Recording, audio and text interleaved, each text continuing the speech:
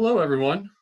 Welcome to Lunch Bites. We're really excited to have everyone here today. My name is Glennon. I'm from the CDE Foundation and want to welcome you to this webinar series. It's a series by educators for educators, and we started this with a few quick goals in mind. Really wanted to connect and support our STEAM community, share out ideas and actionable resources, and highlight the great work of educators around the state of California and beyond. It's really exciting to see we have Glendale really well represented today here. We've got Lakewood, Mount Shasta, Lodi, Brooklyn, San Diego. Great to have people from outside of California joining us as well, Ontario. If you're just joining, feel free to drop where you're calling in from in the chat. I'm going to share my screen and we're going to get started. So a couple of quick tips for today. Make sure you're muted. We do love seeing you, so please feel free to turn your video on if you have a internet connection that is stable. We will be using the chat to moderate any questions, and our chat moderator is Allison Peter. And at the end, please complete the feedback survey.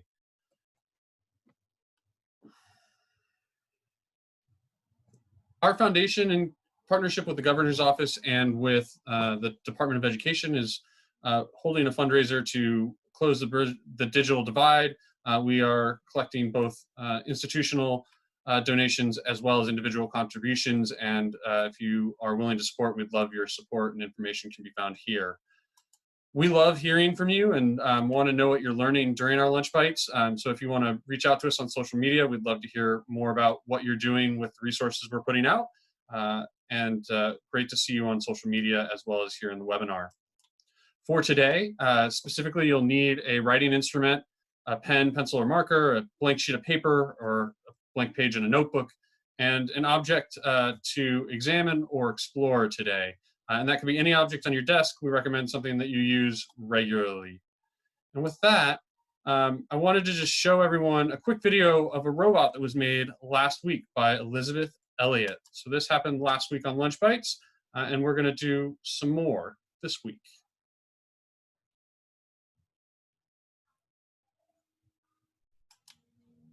So Elizabeth made a moving robot last week, and this week we're really excited to have Maker Education here.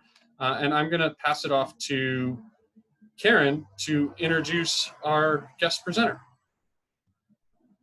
Hey everyone, I'm really glad that you're here. I've had a really good time this week meeting Justin, who is the lead maker trainer at Maker Ed.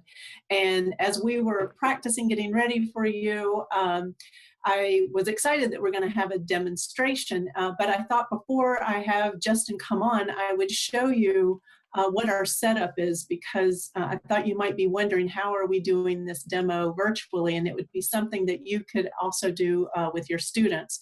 So thanks to my 14-year-old son, where I was trying to figure out, how am I going to do this? Because in my classroom, I had a document camera, but here at home, I don't have a document camera. So what I used is a lamp that I had that is for like a little magnifying lamp, but any small lamp with a little articulated arm could work. I taped with just Scotch tape my phone to the top of that, and then it just is projecting down or capturing what is below. And you'll be seeing me a little later with Justin with my household object and some pens and paper. So you can recreate this as well. And thanks for joining us. So now if I could have you turn your attention to Justin. He's here to share some great ideas with us. Thanks, Justin, for being here. Great, thank you so much, Karen and Glennon, and thanks to all the folks at the CDE Foundation and the California STEAM Symposium for having me on. Give me one quick second to share my screen so that we can get started.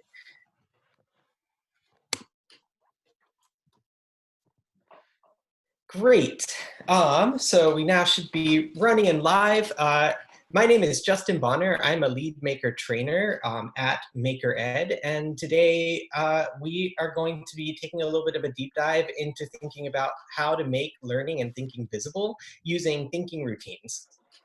A quick preview of what this call will look like. I'm gonna give you a quick introduction to myself and to Maker Ed organization and to thinking routines. We're gonna dive maybe not super deep into doing or trying out a thinking routine ourselves just to get our toes wet. And then we're going to step back and I'm going to share some applications and strategies for using thinking routines in your own learning environments. So I am hailing right now from Berkeley, California, which is where Maker Ed lives and exists, but we are a national nonprofit, so we work across the country, and our mission is really to harness the power of making to transform teaching and learning. And we do this really by offering training, resources, and supports to educators and institutions spanning both formal and informal contexts who are integrating maker-centered learning into their learning environments, into their classrooms, into their programs. Just as a quick gloss, what is maker education? For us as an organization, we have a pretty open definition of what that is and what it can look like. And most importantly for us, maker education is hands-on. So it involves encounters with physical, digital, or virtual tools and materials. Many of you were on the Lunch Bites call a few weeks ago when a friend from the Exploratorium in San Francisco shared some science snacks. Those sorts of hands-on, bite-sized bits of inquiry are totally also kind of under the umbrella of maker education. Maker education is also learner-driven. This point is really key to us. In our learning experiences, learners define and drive their own learning, and learners always have the opportunity to figure things out on their own. So us STEAM educators are always trying to promote or support our learners to develop the sorts of mindsets and dispositions of engineers, designers, and to be able to like lead and investigate on their own. So what are we talking about today? We are talking about thinking routines. A quick definition here from an organization called Agency by Design is that thinking routines are short, engaging 2 or 3 step patterns of intellectual behavior that are highly transferable across contexts. They are designed to be easy to use, easy to remember, and easy to transfer. And they can be really effective when they're used on a wide variety of topics. We really love thinking routines because for us, they help really support learners to document and to reflect their thinking on their process. So in maker-centered learning, oftentimes learners are creating or building objects, and you can get a glimpse at some of the learning that's happening through those objects, but really thinking routines is what we use to catch a glimpse into the learning that's happening when learners are iterating on a process over time. We also use thinking routines to enable our learners to develop those mindsets of designers, engineers, makers, and artists. A quick word on these 2 projects I have listed, Agency by Design and Project Zero. Project Zero is a project out of Harvard Graduate School of Education and has historically been the great progenitor of thinking routines. Agency by Design is a research initiative out of Project Zero, which has focused on maker-centered learning and has also authored thinking routines that really focus on looking closely and exploring complexity in making. So that's a quick gloss on what thinking routines are and why we're here talking about them. Before I dive any deeper, I really just want to give us all an opportunity to explore or experience a thinking routine ourselves. So this is the part where I'm going to ask or remind everyone to grab a pen or pencil and a plain sheet of paper. And I want to also ask you to choose a nearby object. This could be any object that you have lying around on your desk or in front of you. Preferably, it's an object that you use with some frequency, so you're a little bit familiar with it. Some examples here for me include this coffee mug, which I am intimately familiar with every day, a pen, could be a great object to choose since you probably have it nearby. I've got some scissors on my desk because I'm always cutting and tearing through things. And then on a shelf nearby was a level. So those are just some objects that you can choose. Once you've got your object and your pen and your paper in hand, we are going to use a thinking routine to explore that object and to take a deeper dive into the object. So what I want you to do is look closely at your object and consider the following questions. What are its parts? What are the purposes of its various parts? And how is it complicated in its parts and purposes in the relationship between the two or in other ways? As you consider these questions, you're going to want to also document that exploration. So that's why you have a pen and paper nearby. Maybe you're listing your parts. Maybe you're writing down the purposes of those various parts. Maybe you're sketching a diagram of your object to help you see all sides of it. While you're doing that, Karen and I are sort of going to model some of the interactions that you could be having with your students or with your learners if you were using this thinking routine to support them to explore an object. And so I'm going to pull off my slides so that Karen's dock camera can be visible to you all. As you're going along exploring your own object, you can also imagine that I'm asking the same questions that I'm asking Karen to you.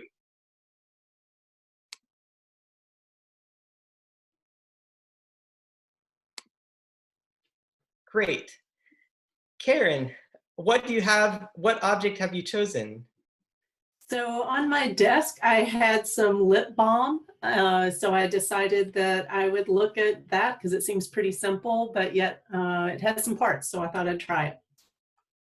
Nice. Do you want to just tell me about a few of the parts that you're seeing or noticing just on the surface there? So I noticed when I pulled on it, it has a lid. It has a kind of a middle part that looks like metal but feels like plastic, and then there's this base that actually moves, and when I move it, it moves the inside, which is the lip balm itself, which is kind of waxy. And as I look at that, I actually can see inside. There's this plastic sheath, or in the cylinder that is, I guess, protecting the lip balm. So I've got a lid, a base, a middle, the inside part, and then an inner sleeve. Nice. Do you want to write down or jot down some of those parts that you just shared with us? This is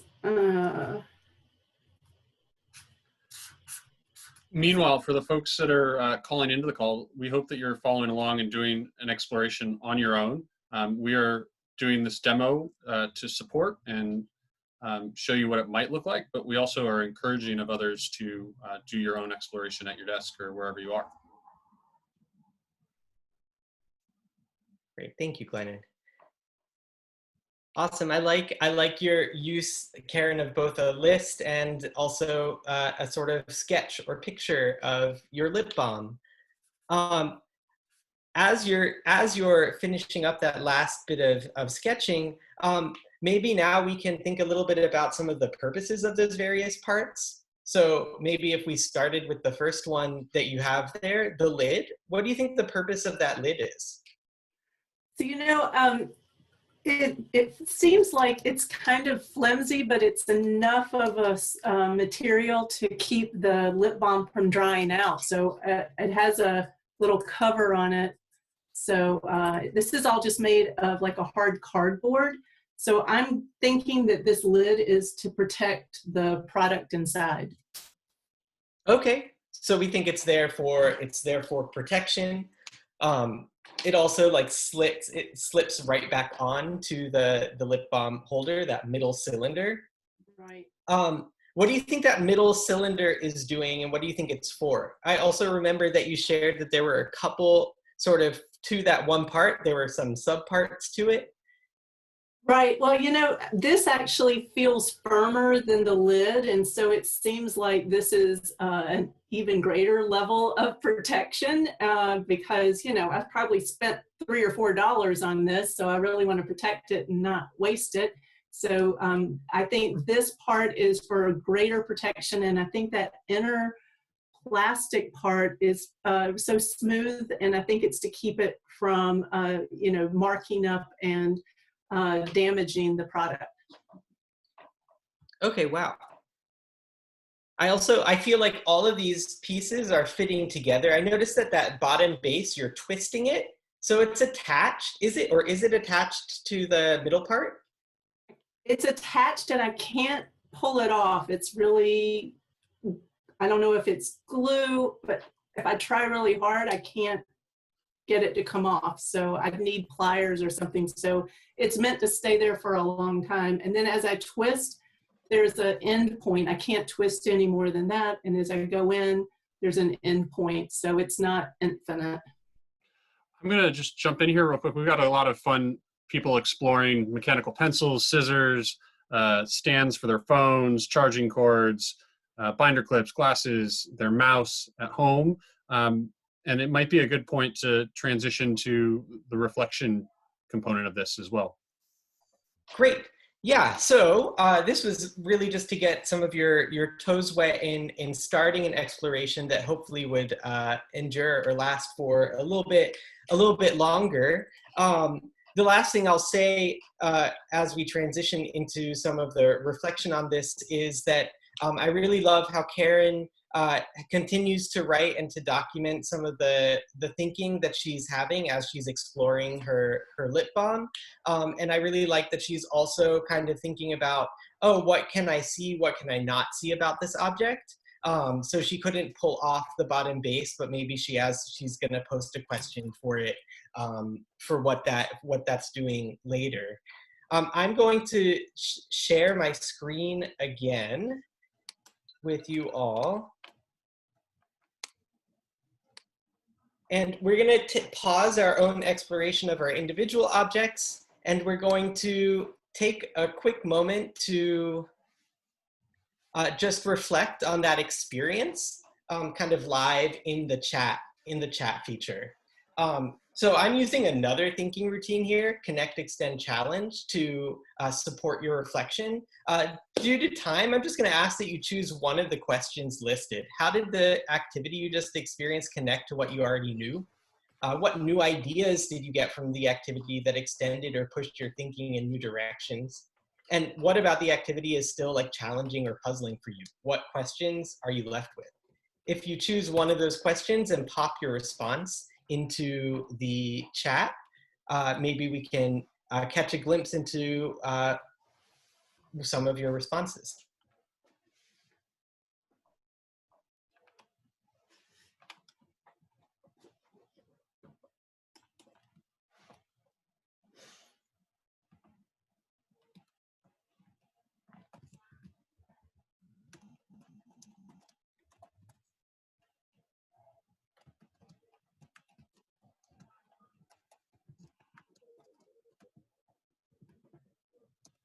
We'll take about 15 more seconds here so that folks can pop their responses, reflections into the chat.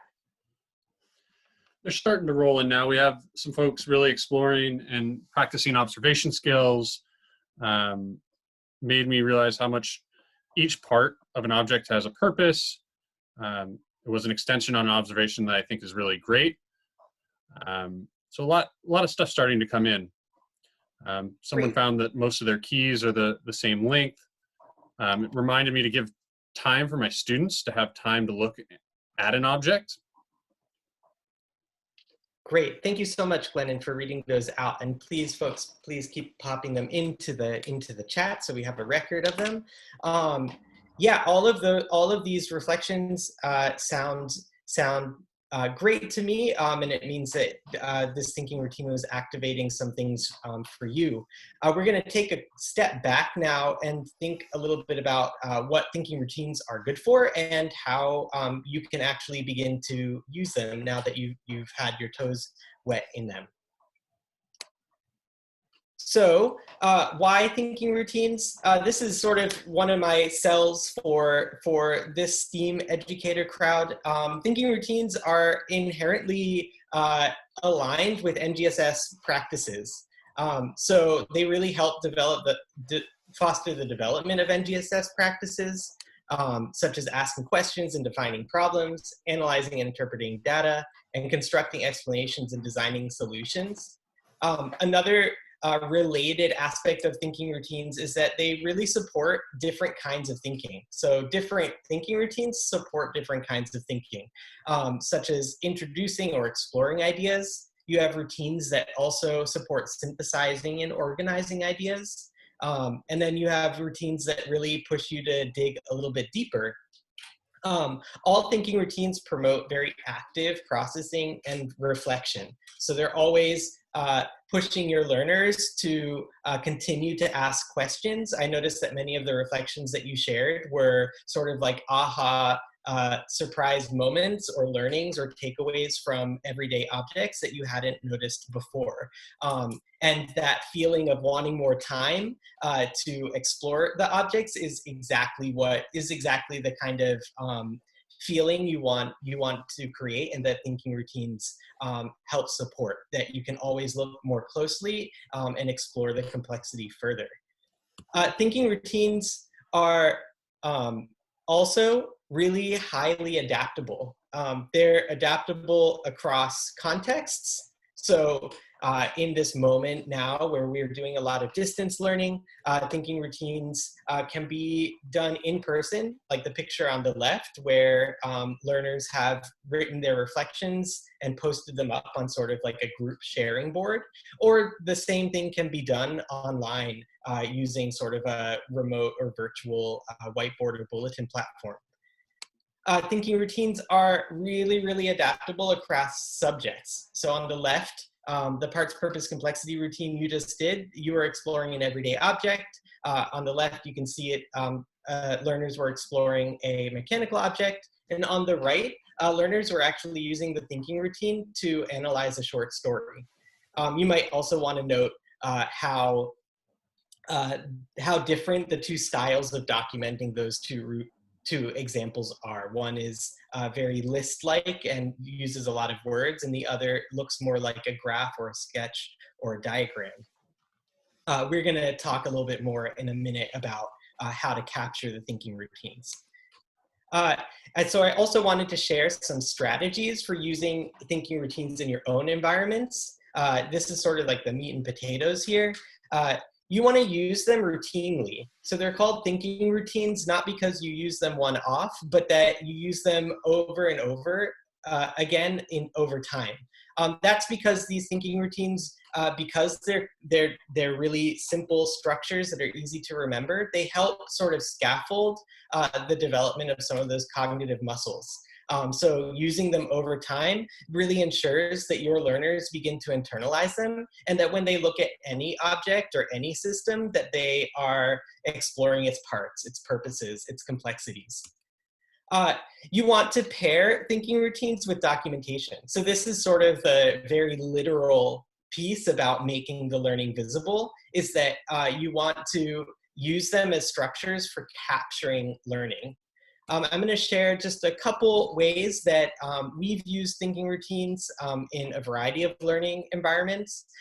You could have your learners keep a journal where they are doing a thinking routine. Maybe it's at the end of every class, maybe it's at the end of every unit, but over time, and they're logging that routine in a journal. A nice digital or remote counterpart is creating and curating an online portfolio.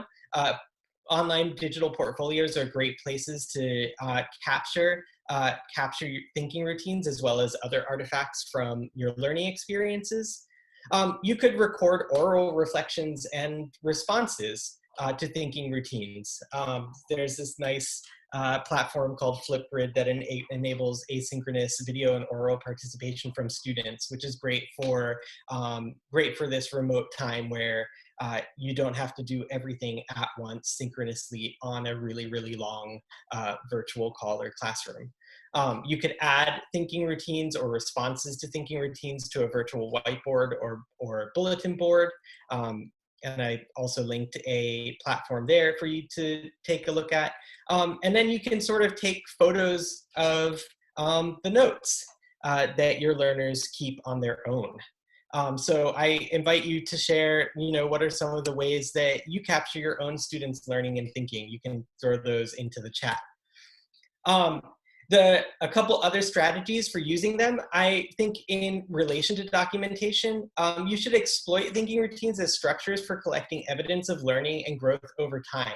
That's also related to the routine use of them. Getting glimpses into how your students' thinking is taking shape over time, the thinking routines really help you see some of that. We just did an activity where you all were individually doing thinking routines, but you can also do them collectively and with groups. I think it's great for thinking routines, again, are great for making visible your learners' thinking, and then on top of that, allowing your learners to interact with each other's thoughts and ideas. Some thinking routines you'll see are even designed to be group thinking routines, such as one you might be familiar with, think, pair, share, where you might think and reflect individually, then you pair up with a partner and share your thoughts, and then you might build onto that or layer it into a larger group discussion. Justin, real quick, Yeah. Several people are asking, are there examples online of more types of thinking routines that they could use for inspiration to bring back to their classrooms? Yes, absolutely. In just 2 seconds, I'll get to a bunch of thinking routines that I've shared in the slides. The last strategy I wanted to share was that during this time, because they're really easy to use and adaptable, I recommend sharing them with caregivers and families of your learners, and have them web them into activities they're doing at home. So to your question, Allison, or to the question of folks on the call, I threw some thinking routines to get you started onto here. These are really great kind of first step ones that cover a lot of different ground. Parts, people, interactions is sort of like exploring systems. I used to think, now I think really helps folks make connections. I won't go bit by bit through the last two. I'll just skate forward into this little resource box that I've left you all with, which leads you to a bunch of different libraries of thinking routines. A lot of them are coming from the same place, so they're coming out of initiatives from Project Zero. This Thinking Routines Toolbox from Project Zero is a newly published and is a pretty comprehensive, searchable, organized collection of the thinking routines that allows you to filter them through based on the kinds of thinking that you want to explore. So whether that's like introducing a new idea or using the thinking routine to take perspective, etc. The last two resources that I wanted to share at the bottom are related to documentation, so they're not related specifically to thinking routines, but you can find some more tips for how to enable your learners to document things that they're doing, making, and thinking at home, so you can pair them with thinking routines. And then the very last stuff before I stop speaking, because I think we're about out of time, is that here are some additional resources that Maker Ed has to offer to educators during these times for you to check out. Thank you so much, Justin. This has been great, and I'm going to share my screen and we'll close out the call here momentarily. For everyone on the call, though, I want you to know that we're going to stay on the line for a few extra minutes in case you have any questions, and we'll be able to address anything that comes up via the chat. So to wrap things up, we would love your feedback. Allison has put the feedback survey in the chat. Really guides what topics we cover and really steers where the next webinar is going to be. For next week, we're really excited to have a discussion about math equity with Kendall Brown, who is the executive director of the California Mathematics Project out of UCLA. And you can register. The links here, and Allison will also put that in the chat as well. It'll be included with the roundup email at the end. Again, the Bridging the Digital Divide campaign is all about providing internet access and devices to students in need.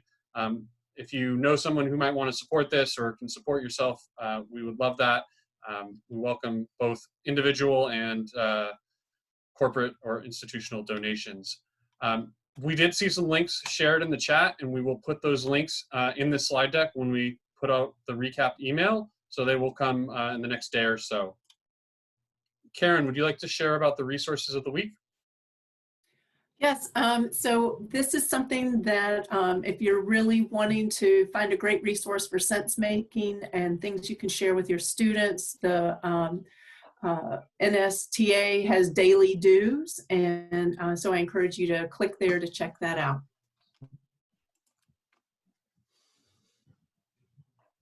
And this was a project that is getting kicked off, and it's all around girls and STEM. And so I encourage you to look at this if it's something that you're interested in. They're going to be launching a high altitude balloon, and there's a lot of great activities along with this. Excellent. Again, we'd love to hear about what you're doing on social media. So please tag Lunch Bites or CASTM20 or the foundation. We'd love to hear from you. And the STEAM Symposium will be on December 7th and 8th, and we're planning for it to be in Long Beach. Registration is open. And to close out, here is our contact information. And again, we're going to stay on the call. At this point, I'm going to stop sharing my screen, and we'll see if there's any questions that we have popped up in the chat since we've been doing the closeout. One question I had for you, Justin, as we sort through the chat was, you know, oftentimes people are drawn to documenting in one way or another. So, or doing a reflection in one mode or another mode. Do you recommend having people do their reflections in multiple modes? And can you talk a little bit about that? Sure. I mean, I definitely think it's really great practice to vary the modes by which you're documenting, whether that's the modes by which you as an educator are documenting and capturing the stuff that your learners are doing, or whether it's your learners sort of self-documenting. But I would say that I think that a lot of folks feel they feel comfortable in one mode more than another. So I think that starting with where you're comfortable first, before jumping into varying it, can be also good practice to kind of get in the habit of documenting your work, of documenting thinking routines. So it's a little bit of both in answer to your question. I think start with where you're familiar, and then maybe after you do that a few times, you can step back and decide to try something new. The way that you document something is always going to give you different angles or insights into what it is that is being documented. So getting as many angles as possible is really good, but sometimes it's also good to just have it as a control, like, oh, I'm just going to take pictures of this one thing over time, and you can kind of isolate the variable that way. Great, thank you so much for sharing. If anyone still on the call has any questions, please share them via the chat. I'm seeing a comment that really enjoys how the documentation suggestions mimic real-world science, and do you want to elaborate a little bit about that, the documentation and science, how they're so aligned? Sure. I mean, I don't have much more to say other than that I feel they are really, really aligned. I'm thinking back to 2 weeks ago, the Lunch Bites episode with Claudio Vargas and supporting language learning at home. A lot of the tips and tricks that he shared were actually about how it is you ask a question and how it is you document that question, whether it's like a verbally shared something, and using notebooks. And so I think that thinking routines really just help you, give you a little bit of structure for what you're capturing and when, and allow you to be, allow you to feel more comfortable just taking notes. you know, sometimes a teacher might give a student a notebook and say, you're just going to record all your observations, which is awesome, and I think is something you should do. The thinking routines can sometimes give you a little bit more of a scaffold as to what kinds of observations you're capturing, and gives you a little bit of a format for doing that. Great. There's a comment in the chat that says, I'm thinking about how we can get students to think about systems and modeling systems by using thinking routines. When you think about that comment, are there examples that come to mind? Sure. So we did a thinking routine today on the call called Parts, Purposes, Complexities, which really focuses on objects, like physical objects. And so you can really pull apart the like parts and pieces and purposes of all the various bits of like this pen, for example. There was another thinking routine that I threw up onto the ones that you could start with called Parts, People, Interactions, which is sort of like the systems counterpart to Parts, Purposes, and Complexities. So it is designed to help learners begin to get a foothold into a system, whether that system is like the checkout line at a grocery store, or whether it's like food supply. You can get really big, and that routine in particular, I think really helps you, helps learners kind of like build up some of that abstract thinking that's necessary for kind of pulling the pieces of a system together. One other thinking routine that I would shout out, which I also threw up on that one slide, is think, feel, care. And in fact, we just got a question about that from Albert. Oh, great. Asking you to elaborate a bit on that. So sure. If you give me one quick second, what I'm going to do is pull it up on, and then I'm going to share my screen. Okay, great. And this one's also related to systems thinking. So think, feel, care. This, if you could probably now see it up on your screens. Correct. It goes like this. How does this person understand the system and their role within it? What's this person's emotional response to the system and to their position within it? And then what are this person's values, priorities, or motivations with regard to the system, and what is important to this person? So this is a thinking routine that I think really kind of begins to like help you inhabit positions of empathy and perspective taking. So the other examples I gave and the one that we did is really sort of like the cold scientific observer of an object. And this is much more about thinking about where individuals fit inside of a system. So I hope that this example makes think, feel, care a little bit clearer in terms of a thinking routine. It's focused on sort of a different aspect or a different kind of thinking around perspective taking and empathy. Great. Allison, if you could throw the feedback link into the chat one last time, we'll stick around for any additional questions. I see one more question came in. I've used PPC and making connections between the parts. The complexity part is hard for students. How do you scaffold the complexity part? Great question. That's come up both in my own experience facilitating this routine a bunch, and I've also seen people struggle with this. Sometimes you can scaffold it just by how you structure the prompt. So you might have a phase where you're only exploring the parts first. And then you ask, what are the purposes of the various parts? So you're doing a more structured layering of the questions of the routine. Other ways that you can do this is have this, and this works. I think you can do this remotely, but I've only really done this in person, where you have maybe groups or pairs of people are doing that thinking routine together, and then they swap their documentation, and you can have the other pair ask questions about how the different parts relate. I think the complexities piece is hard sometimes because of the very word complexity, when maybe another question that you could ask as a scaffold for that piece of the routine is, what are the relationships between between different parts. And you can, if you're facilitating it live, maybe I would have asked Karen, like, what does she think the relationship between that bottom piece of her lip balm was with the side piece? You know, she talked about it a little bit, but you can pose the question again and get her to go a little bit deeper. Excellent. Thanks so much, Justin. I'm going to pause for a final call for questions. Allison has put the feedback form in the chat. We, again, really love everyone's feedback. So if you have a moment, it's a very short form to complete.